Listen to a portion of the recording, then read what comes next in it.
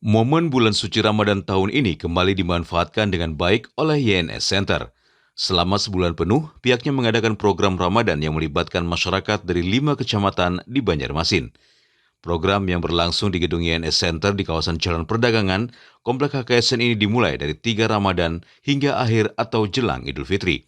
Pada pembukaannya, Ketua YNS Center Yuni Abdinur Sulaiman mengadakan program ini bertujuan menggapai berkah dan silaturahmi di bulan suci.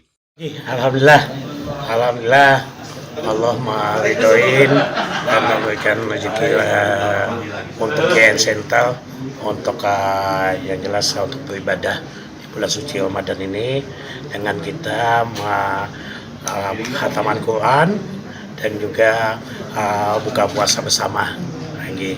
Jadi bersama-sama santri tadi dan juga keluarga besar YN Center. Insya Allah kita 1 bulan penuh di bulan Ramadan seperti tahun lalu juga. Santrinya bergantian bergiliran? Ini alhamdulillah tiap hari kita ganti.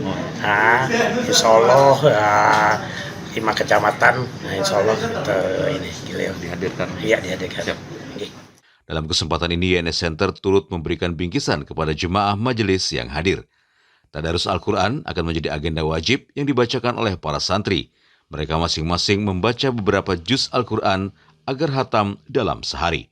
Dari Banjarmasin, Arif Hidayatullah, Kalsel 1net.